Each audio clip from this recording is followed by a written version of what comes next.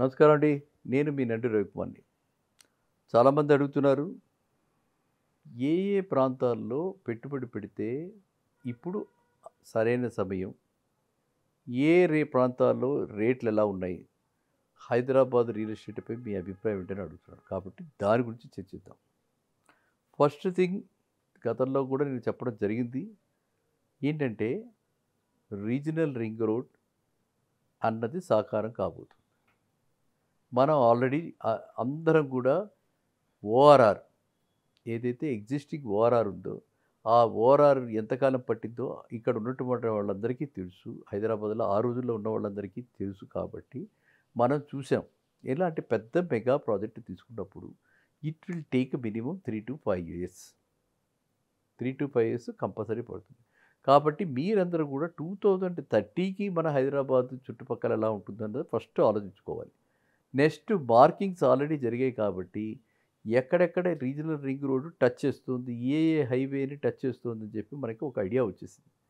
ఆ ఐడియా ప్రకారంగా మనం చూసుకుంటుంటే వెస్ట్ సైడ్ ఎక్కడ టచ్ అవుతుంది, సౌత్ సైడ్ ఎక్కడ టచ్ అవుతుంది అని ఈ విధంగా మనం చూసుకుంటూ వెళితే అటు Amangal Kadthal south side Amangal Kadthal and before Choutuppal మన విజయవాడ వైపు ఏమండి ఈ విధంగా నేను ఇంకా చెప్తూ మన మోమిన్పేటకి యువతల నవాబ్పేటకి యువతల నుంచి మోమిన్పేట యువతల నుంచి అక్కడ ఇటువైపు టచ్ అవుతుంది.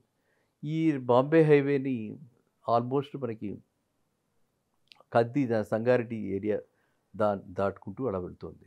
ఈ విధంగా వెళుతున్నటువంటి ఈ రీజనల్ రింగ్ రోడ్ చుట్టూ ఆ రీజనల్ రింగ్ రోడ్డే మనకు ఒక మంచి వరం అనుకుంటే దాని చుట్టూ ఇంకొక ఇది 340 కిలోమీటర్స్ ఉంటే అది ఇంకా కాస్త ఎక్కువ వైడెన్ చేస్తూ 390 కిలోమీటర్స్ తోటి మనకి regional ring rail or regional ring train అనుకోండి. నేను అందుకు డిస్టింక్షన్గా ఉండాలని చెప్పి ఆ రీజనల్ రింగ్ రోడ్ ఉంది, రీజనల్ రింగ్ ట్రైన్ అంటుంటాను అనమాట.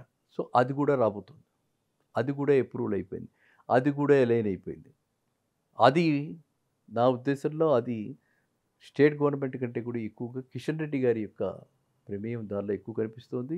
అది కిషన్ రెడ్డి గారి కలలా ఉంది కాబట్టి ఆయన పట్టుదలతోటి ఆ రైల్వే ప్రాజెక్ట్ కూడా టేకప్ చేయాలి దీని చుట్టూ ఒకేసారి అని చెప్పి చెప్పడం జరిగింది. చాలా మంచి నిర్ణయం. ఎందుకంటే తర్వాత మళ్ళీ మనకి డిస్టర్బెన్స్ లేకుండా ఒకేసారి మనం అందరం కూడా ఒక 5 ఏళ్లలో మొత్తం ఈ ప్రాజెక్ట్ కంప్లీట్ అయిపోతుందని ఆశిద్దాం. సో అలా ప్రాజెక్ట్ కంప్లీట్ అయిపోయిన తర్వాత మనం కొనుక్కోవాలంటే చాలా కష్టం. రేట్లు బాగా పెరిగిపోతాయి. కాబట్టి ఇప్పుడు ప్రస్తుత గవర్నమెంటు మెట్రో ఫేజ్ 2 ఇప్పుడున్న ఫేజ్ 1 కాకుండా మెట్రో ఫేజ్ 2లో అప్ టు కందుకూరు వెళ్ళాలని చెప్పి ఇలా అన్ని వైపులా కూడా పటాన్‌చెరు నుంచి ఇటువైపు మియాపూర్ నుంచి పటాన్‌చెరు దాకా వెళ్ళాలని చెప్పి ఈ విధంగా ప్లాన్లు చేశారు కాబట్టి మీరెవ్వరైనా సరే ఈ మెట్రో ఫేజ్ 2 వెళ్ళే ఏరియాస్‌లో నేను గతంలో కూడా చెప్పడం జరిగింది. అప్ టు పటాన్‌చెరు లోపల ఇటు అప్ టు అటువైపు హయత్ నగర్ వెళ్తుంది కాబట్టి హయత్ నగరు, విజయవాడ వైపు అటు శ్రీశైలం హైవే కందుకూరు వెళ్తుంది కాబట్టి కందుకూరు, అక్కడే ఏఐసిటీ, అక్కడే స్పోర్ట్స్ యూనివర్సిటీ, అక్కడే అన్నీ కూడా సాగర్ హైవేకిను శ్రీశైలం హైవేకి మధ్యలో వస్తున్నాయి కాబట్టి మీరు దృష్టి వీటి మీద సారించి ఓకేనా. నెంబర్ 1 ఈ ఐడియాస్ ఈ 5 ప్లేసెస్ నేను చెప్పిన 5 ప్లేసెస్ మీద మీరు దృష్టి సారించి. నెంబర్ 2 మీరు అక్కడ నుంచి ఒక 2-3 కిలోమీటర్స్ అటు ఇటు ఉన్న డిటీసీపీ కానీ హెచ్ఎండిఏ కానీ లేఅవుట్లలో ఇన్వెస్ట్ చేయండి. అక్కడ నేను గమనించిన ప్రకారంగా 15-20 వేలలో మనకు దొరుకుతున్నాయి. బ్రహ్మాండమైనటువంటి ప్రాజెక్ట్స్ దొరుకుతున్నాయి అండ్ చక్కగా ఆల్ ఫుల్ ఫ్లెడ్జ్డ్ ఫెసిలిటీస్ తోటి అక్కడ దొరుకుతున్నాయి. అలాగా కాబట్టి అలాంటి ప్రాజెక్ట్స్‌లో మీరు ఇన్వెస్ట్ చేస్తే ఈ 5 ఏళ్ల లోపల ఎప్పుడైనా సరే 3 ఏళ్ళు అవ్వచ్చు, 5 ఏళ్ళు అవ్వచ్చు. 3 ఏళ్ళు అయితే మినిమమ్ అవుతుంది. రియల్ ఎస్టేట్ ఇన్వెస్ట్‌మెంట్ అంటేనే మినిమమ్ నేనెప్పుడు చెప్తుంటానో 5 ఏళ్ళు అయితే రియల్ ఎస్టేట్ ఇన్వెస్ట్‌మెంట్ మినిమమ్ పెట్టాలి. It is not like A share market. ఓకేనా. సో కాబట్టి మీరంతా అక్కడ పెడితే ఇవాళ 15,000 ఉన్నటువంటి స్థలం ఆ రోజుకి నా ఉద్దేశంలో మినిమమ్ 40,000 నాట్ ఈవెన్ 30 డబల్ కూడా కాదు. ఎందుకంటే 3-5 ఇయర్స్ కాబట్టి మినిమమ్ 40,000 అవుతుంది. ఖచ్చితంగా అవుతుంది. ఇది నేను వాయిస్ ఆఫ్ ఎక్స్పీరియన్స్ అనుభవంతో చెప్తున్నటువంటి విషయం ఇది. అండ్ ఇంకా ప్రాజెక్ట్ స్పెసిఫిక్‌గా ఎవరికైనా ఏదైనా సందేహాలు ఉంటే ఎప్పుడు కూడా నాకు వాట్సాప్ మెసేజ్ చేయండి. ఈ ప్రాజెక్టు అని మీరు ఆ ప్రాజెక్టు కరెక్ట్‌గా నేమ్ రాసి ఆ ప్రాజెక్ట్ లొకేషన్ పెట్టి దీని గురించి బ్రోచర్ కానీ ఏదైనా ఉంటే అది మీరు ఏముంటే మీ డేటా అది పెడితే నేను ఆ ప్రమోటర్స్ గురించి వాటి గురించి కనుక్కొని వాటి మీద నా అభిప్రాయం మీకు తెలుపగలుగుతాను. అయితే ఎందుకు అది చెప్తున్నానంటే మీ మనీకి మీరే, మీ ఇన్వెస్ట్మెంట్ మీరే, నిర్ణయాలు తీసుకోవాల్సింది మీరే. కాబట్టి మీరే దాన్ని బాధ్యతతో కాస్త పెయిన్ తీసుకుని కాస్త మీరు తెలుసుకుని ఆచితూచి వ్యవహరిస్తే ఖచ్చితంగా మీరు లబ్ధిదారులు అవుతారు. ఇవాళ 15,000-20,000 కంటే ఎక్కువ పెట్టకూడని రేట్లో 30,000, 25,000 పెట్టి కొనేసేసి డబల్ కాలేదు, త్రిబుల్ కాలేదంటే కాదు. Correct right place, right time, right price. 3 triple R అనమాట. మనకు కూడా 3 ఉన్నాయి ఆర్లు. ఇన్వెస్టర్స్కి కూడా 3 ఉన్నాయి. ఈ 3 మనం జాగ్రత్త తీసుకుంటే ఖచ్చితంగా మనం లబ్ధిదారులు అవుతాం. పదే పదే నేను ఎన్నోసార్లు చెప్పాను. ప్రమోటర్స్ గురించి కూడా బ్యాక్‌గ్రౌండ్ మనం బాగా తెలుసుకోవాలని చెప్పి. అది. అందువల్ల ఇప్పుడు హైదరాబాద్‌కి మనకెప్పుడు ఉన్నటువంటి ప్రాబ్లమ్ ఏంటంటే ఎవ్రీథింగ్ హైప్‌లో ఉంటుంది. సో, ఈ మార్కెట్ హైప్‌లోకి పడిపోతుంది. వా జనాలు మనకి ఎంతో మనల్ని హైప్‌లోకి తీసుకెళ్తారు కాబట్టి మనం జాగ్రత్తగా పర్టిక్యులర్‌లీ ఈ విషయం మాత్రం నేను సామాన్య మానవుడి దృష్టిలో ఉంచుకొని చెప్తున్నాను. మోస్ట్‌లీ నేనంతా కూడా సామాన్య మానవుడి దృష్ట్యానే చెప్తాను. ఎందుకంటే పెద్దవాళ్ళకి పర్వాలేదు అటు ఇటు అయినా కానీ చిన్నవాళ్ళకి లోన్లు తీసుకుంటాం, ఈఎంఐలు కట్టుకుంటాం, ఉద్యోగాలు ఉంటాయి, ఉండకపోతాయి. ఇలాంటి ఎన్నెన్నో సమస్యలు ఉంటాయి కాబట్టి మనం ప్రతి రూపాయిని జాగ్రత్తగా చూసుకోవాలి. ఇది మన బాధ్యత. ఇన్వెస్టర్స్ యొక్క బాధ్యత.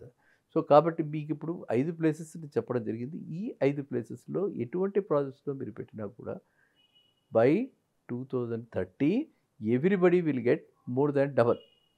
డబల్ కంటే ఎక్కువే కానీ తక్కువ అవ్వదు. అది ఒకటి. నంబర్ 2 ఏంటంటే ఇప్పుడు క్రెడాయి ఫంక్షన్ దగ్గర నుంచి చూస్తున్నాను. లాస్ట్ 20 డేస్‌లో రేవంత్ రెడ్డి గారు రియల్ ఎస్టేట్‌పై పూర్తి దృష్టి సారించారు. ఇందులో అనుమానం లేదు. పూర్తి దృష్టి సారించారు. అండ్ హైడ్రా యొక్క ఎఫెక్టివ్‌నెస్ ఈ వాటర్ కంటైనింగ్‌లో గానీ, ఈ వాటర్ మేనేజ్‌మెంట్‌లో గానీ ఎక్కడ ఎటువంటి అశుభాలు లేకుండా ఈ మొత్తం మనం ఫేస్ చేసాం కాబట్టి, ఆయనకు కూడా కొంచెం ధైర్యం వచ్చింది. పూర్తి విశ్వాసంతోటి వారు కూడా ఉన్నారు కాబట్టి, మనం కూడా ఇదే రైట్ టైం, ఇదే సరైన సమయం, ఇదే కరెక్ట్ అయినటువంటి తరుణం. మన హైదరాబాద్ చుట్టుపక్కల ఎవరికైతే ఇక్కడ హైదరాబాద్‌లో ఉండి సెటిల్ అవుదామని అనుకుంటున్నారో వాళ్ళందరికీ కూడా ఇది ఒక వరం. సో, ఈ ఆపర్చునిటీ మిస్ కాకండి. ఈ ఆపర్చునిటీ మిస్ కాకండి. City is spreading. City is spreading అనమాట. అంటే సిటీ కనెక్టివిటీ పెరుగుతుంది కాబట్టి, మనం తక్కువ టైంలో సిటీలో ఎక్కడ ఉద్యోగం ఉన్నా కూడా వచ్చేస్తాం కాబట్టి, సిటీ స్ప్రెడ్ అవుతుంది. రెంటల్స్ కూడా కొన్ని కొన్ని చోట్ల వింటుంటే నాకే భయంగా ఉంది. అలాంటి రెంటల్స్ కూడా చాలా పెరిగిపోతున్నాయి కాబట్టి, చాలామంది సిటీ నుంచి దూరంగా వెళ్ళటానికి సిద్ధమవుతున్నారు. దూరంగా వెళ్ళి ఆ ఏరియాస్‌లో ఉండి అక్కడ తక్కువ రెంట్‌లో ఉండటం గానీ, లేతే ప్రాజెక్ట్స్ కొనుక్కోవటం గానీ, అది ఇండివిడ్యువల్ చాయిస్. అలా చేస్తూ చాలామంది పెట్టుబడి కూడా పెట్టడానికి సిద్ధమవుతున్నారు. కాబట్టి మీరు అది మిస్ అవ్వకుండా మీరంతా కూడా ఈ ఆపర్చునిటీ వాడుకొని ఈ ఏరియాస్‌లో మనం డిస్కస్ చేసిన ఏరియాస్‌లో పెట్టుబడులు పెట్టి భాగస్వాములు కండి. మళ్ళీ కలుద్దాం నెక్స్ట్ వీడియోలో. నమస్కారం.